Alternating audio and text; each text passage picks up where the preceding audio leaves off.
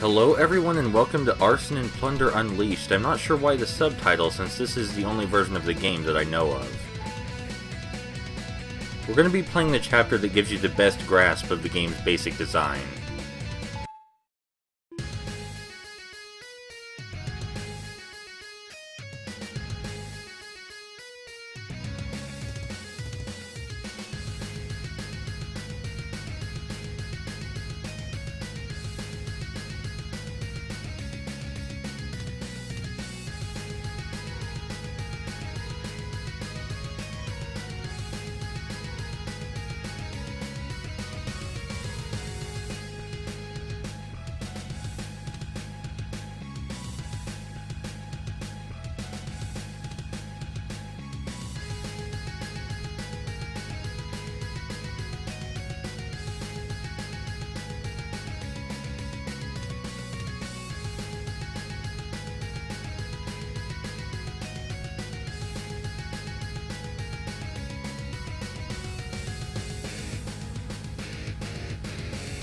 So our first order of business is immediately switching to Plunder.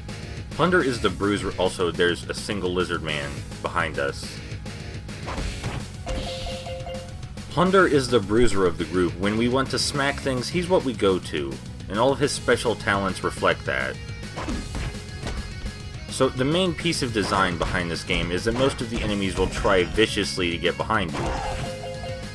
And when one of them gets near your backside, you want to retreat as quickly as possible. You want to keep all the enemies on one side. Getting surrounded and stun-locked is the easiest way to die, and it's where almost all of your deaths will come from. We can easily clear a small path through enemies with our jumping dash. It can also be used for a quick boost of speed while we're running, as you're about to see. We can even run up and down, which is important.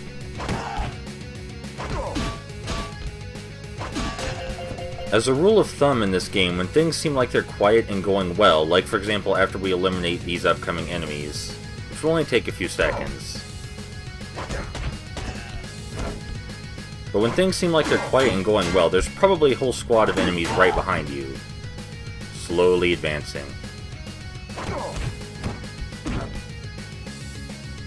Now the reason they show up at first when it's quiet and not while you're fighting the other enemies is so that you're used to it when they do show up while you're fighting the other enemies later.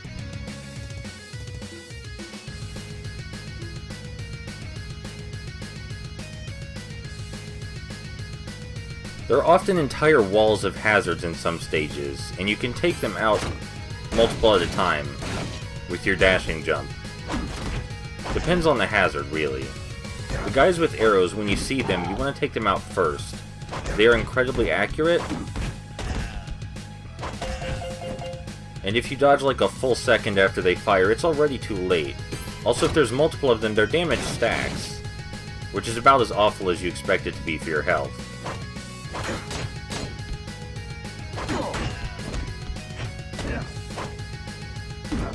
As I said, always expect enemies to come at your backside.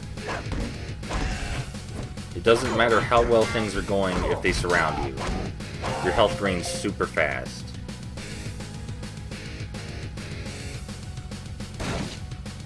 Apple.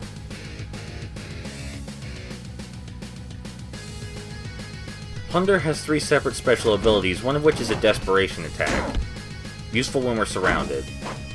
It takes up one of those blue orbs beneath our health bar.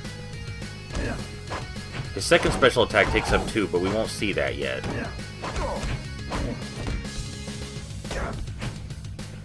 You can see how being surrounded is very hazardous to your health very quickly. Oftentimes you won't be able to get out of it unless you use a special attack, which is why it's good to save those.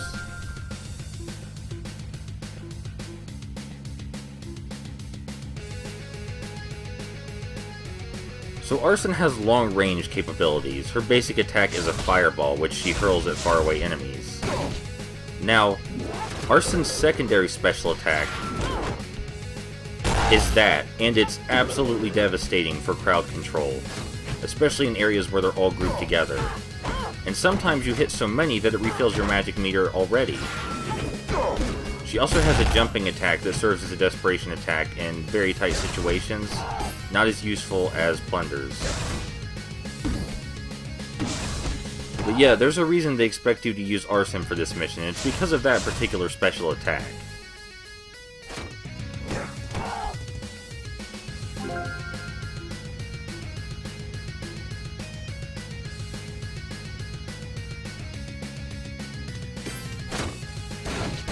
I really like the sprites in this game. They're so colorful and smooth.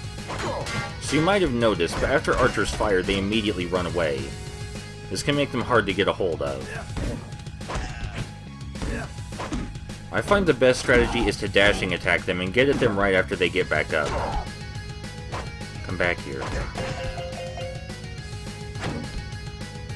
There are some traps here disguised as rocks. That's why I like to stay toward the bottom of the screen. They didn't prove to be too helpful in that situation, in particular. So, when the enemies are in a big group but more spread out... Oh, hold on, not yet. Yeah, there we go. I wanted to show that one off first. That's Plunder's secondary special attack. It's not as useful as Arson's for a large group of enemies, but it lets you get from one side to the other of a large group of enemies as quickly as possible, and kills pretty much everything in your path.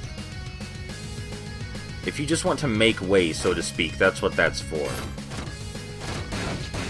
Now, as I was saying, when there's a large group of more spread out enemies, we should activate Plunder's third special attack, which makes all the enemies slower, makes us take less damage, and makes us hurt them more.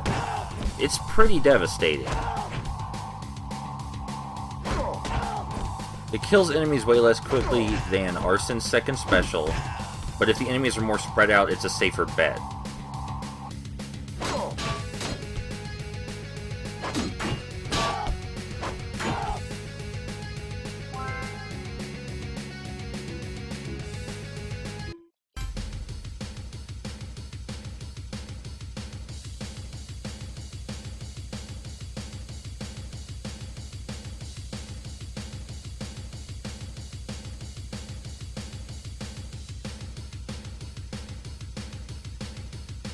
So the bosses in this game can be kinda rough, in the sense that they're difficult, not the sense that they're broken.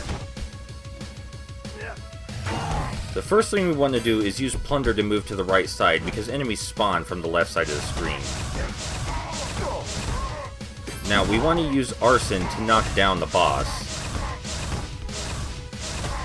Doesn't hurt to get some extra damage in until he gets over here. But we want to use Arson to knock down the boss, switch to Plunder, and then smack the boss right after he gets up. And then we can get him in a loop. If he does manage to get up, his special attack is that a cautionary sign appears, and you need to jump immediately because he slams his hammer into the ground. It knocks you over and deals massive damage at the same time. We didn't get to see that really, though. I made the boss look way easier than it is. All the bosses in this game are pretty difficult. The game itself gets... Well, you find yourself in later stages asking if what you're doing is physically possible. And it is, it just definitely does not seem like it. And you might retry a stage 20 or so times before you get it right. But yes, I think that's a good enough look at Arson and Plunder, and it's pretty simple, but I love the game design. It's really basic stuff, but it comes out so challenging that I can't help but love it. If you like games that actively try to kick your ass and make you cry, Arson and Plunder is probably a good candidate. It seems easy enough at first, but it gets there.